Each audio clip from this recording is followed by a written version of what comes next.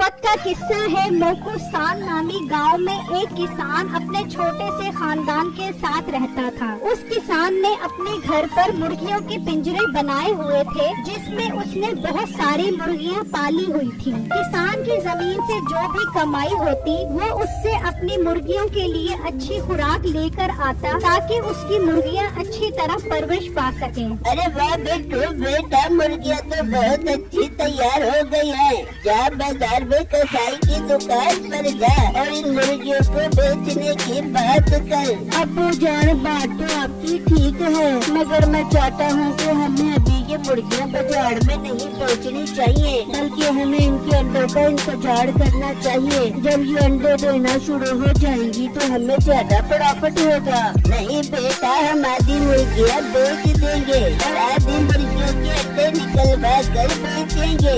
इस तरह हमारे पास पैसों की कमी भी नहीं रहेगी और अंडों की भरमार भी हो जाएगी। अब तू कसाई के पास जा और मुर्गियाँ बेचने की बात कर। ठीक है अब्बू जान, मैं भी जाता हूँ और बात करके आता हूँ। ये कहकर बिट्टू घर से निकल जाता है और मुर्गियों वाली दुकान पर पहुंच जाता है। आओ भाई आओ, कितने किलो मुर्गी का गोश्त चाहिए तुम्हें? इतना चिकना मुर्गी का गोश्त बनाकर दूंगा कि चटपट करते फिरोगे। अरे नहीं भाई साहब, मैं मुर्गी का गोश्त खरीदने नहीं आया, बल्कि हमने तो खुद मुर्गियाँ पाली हुई है, इन्हें बेचने के लिए आपके पास आया हूँ। एक मुर्गी 700 रुपए की दूंगा। अब आप खुद देख लो आपको कितनी मुर्गियाँ चाहिए। अब मोटे बड़ा तो सेलमैन, सारा मूड ही खराब कर दिया मेरा। मैं तो समझ रहा था तुम मुझसे गोश्त खरीदने आए हैं। चल निकल यहाँ से, मुझे तेरे से मुर्गियाँ नहीं खरीदनी। भाई जान, अगर मुर्गियाँ नहीं खरीदनी तो मत खरीदो,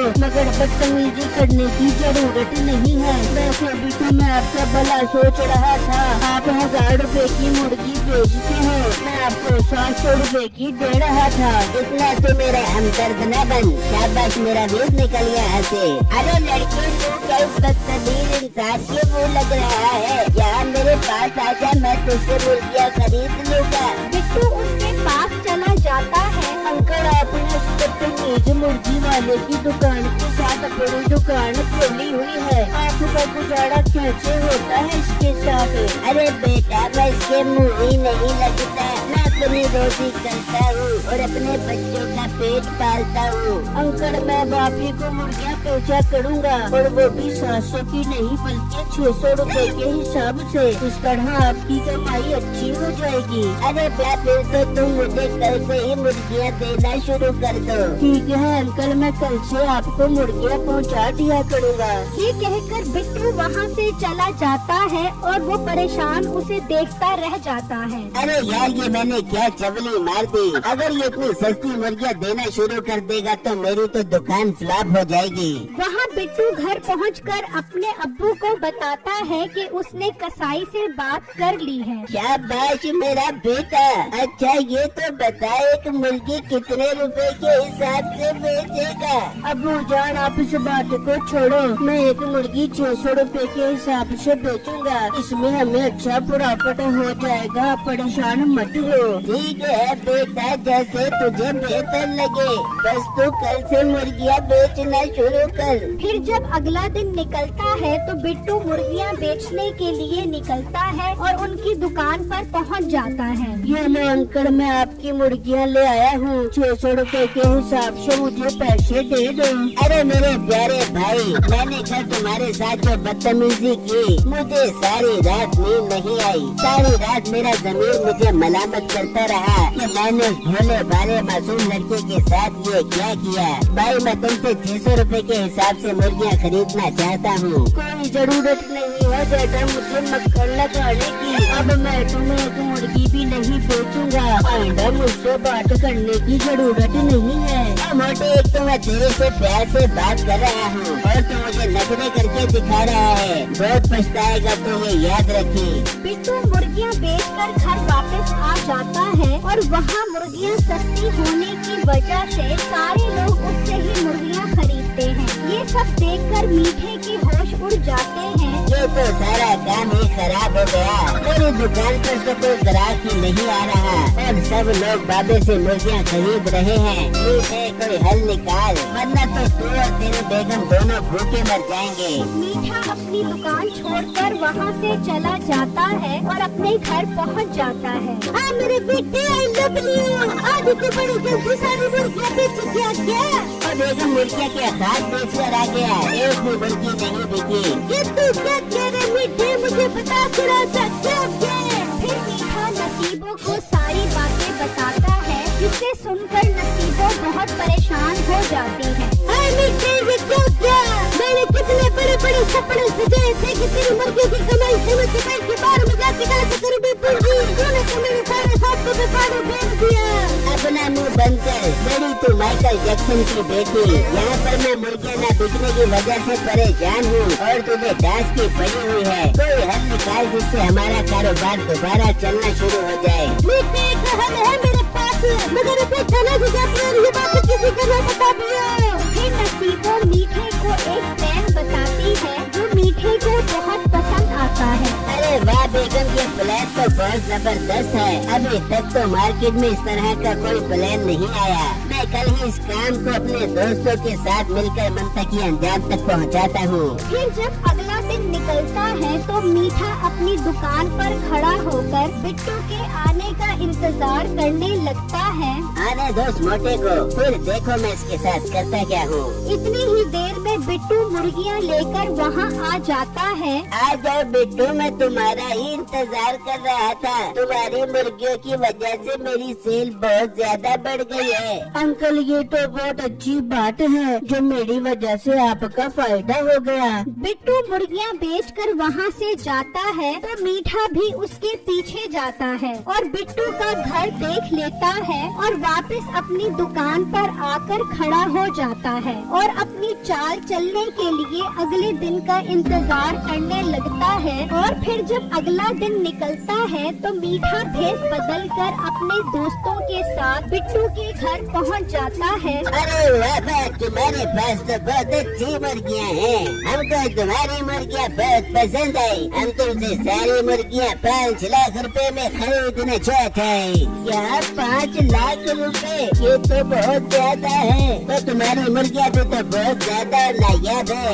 ये पूरे 5 लाख रुपए है। ये ले लो, अपनी सारी मुर्गियाँ मुझे दे दो। जी नहीं, मेरी एक कसाई अंकल से बात हुई भी है, मैं आपको ये मुर्गियाँ नहीं बेच सकता।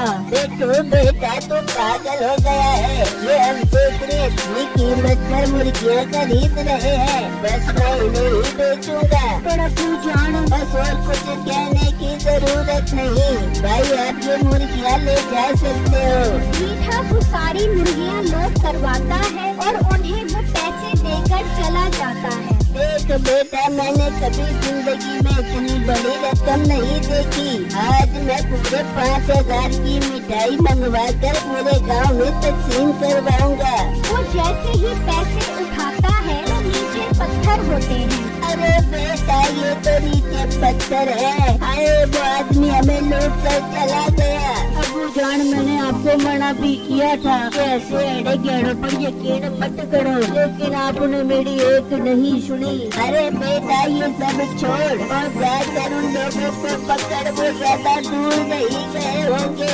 बिट्टू उनके पीछे जाता है, लेकिन उन्होंने कहाँ मिलना था। फिर अगले दिन सुबह सवेरे मीठा को मुर्गियाँ अपनी दुकान पर रखकर और कम रेट वाला बोर्ड लगाकर खड़ा हो जाता है और वहाँ वो दुकानदार भी अपनी दुकान की तरफ आ रहा होता है। और जैसे ही दुकान पर पहुँचता है तो मीठे की दुकान पर रश देखकर हैरान रह जाता है। ये इसने मुर्गियों का रेट इतना कम कैसे कर दिया? और इसके पास तो बहुत सारी मुर्गियाँ आ गई हैं। मुझे अपनी आंखों पर यकीन नहीं आ रहा। वो अपनी दुकान पर खड़ा होकर बिट्टू के आने का इंतजार करने लग जाता है, लेकिन ना तो बिट्टू आता है और ना ही कोई ग्राहक उसकी दुकान पर आता है। वो थक हार कर बिट्टू के घर की तरफ निकल जाता जाता है और जब वो उसके घर पहुंचता है, अरे ये क्या बेटो, तुम तो कह रहे थे तुम्हारे पास बहुत सारी मुर्गियाँ हैं, लेकिन यहाँ तो एक भी मुर्गी नहीं है।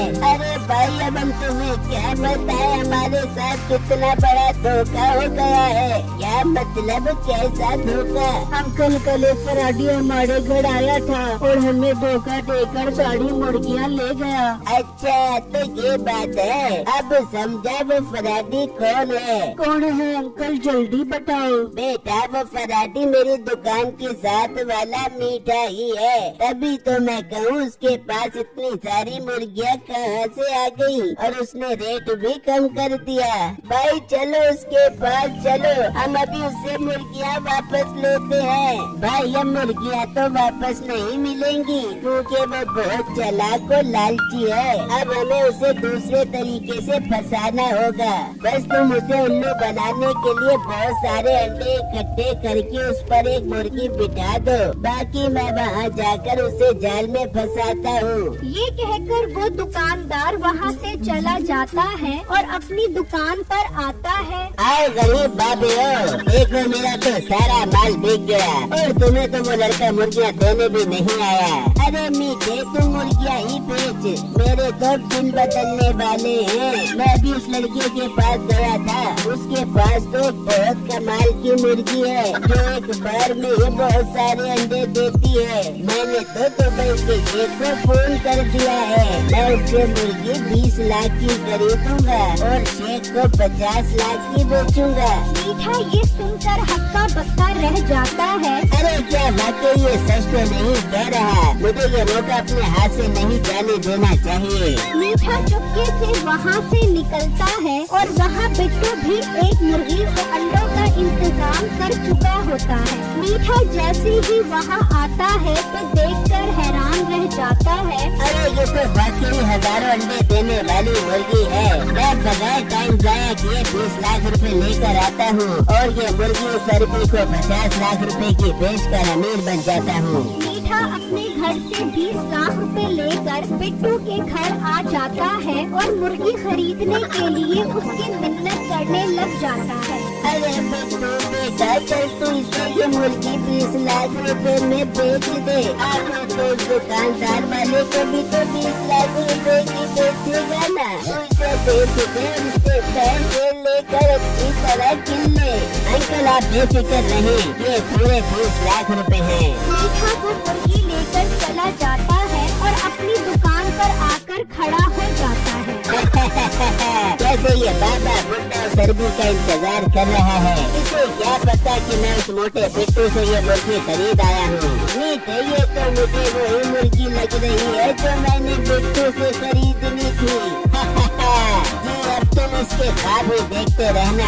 उस मोटे को फंसाकर मैं ये मुर्गी ले आया हूँ और तुम्हें एक मजे की बात बताऊँ, उसकी सारी मुर्गियाँ भी मैं ही उसे धोखा देकर लेकर आया था। अरबी भाई आप यहाँ पर आ जाओ, आपकी नायाब मुर्गी ये रही, 50 लाख रुपए दो, ये मुर्गी ले जाओ। बिट्टू अपनी नकली दाढ़ी हटाता है तो मीठा देखकर हैरान रह जाता है। मीठे तू क्या समझा था कि तू हमें बेवकूफ बनाकर बच जाएगा? तो हमने मिलकर तुझे बेवकूफ बना दिया। तूने हमें धोखा देकर हमसे सारी मुर्गियाँ खरीदी और हमने तुझे धोखा देकर तुझे 20 लाख रुपए में ये आम मुर्गी बेच दी। हाँ मीठे, मैंने बिट्टू के साथ मिलकर तुझे सबक सिखाने के लिए बेवकूफ बनाया है। अब तू इस मुर्गी के अंडे निकलवा के दिखा मुझे। अरे भाई साहब मुझे माफ कर दो, मुझसे बहुत बड़ी गलती हो गई, मुझे मेरे 20 लाख रुपए वापस कर दो, मैं कभी धोखेबाजी नहीं करूँगा। मीठे तुझे सजा ही ऐसी मिली है कि तू अब धोखा करने के काबिल ही नहीं रहेगा। अब मैं 20 लाख रुपए में बहुत सारी मुर्गियाँ लेकर पालूंगा और अंकल को बेचा करूँगा। इस तरह मीठे को उसके किए की बहुत अच्छी सजा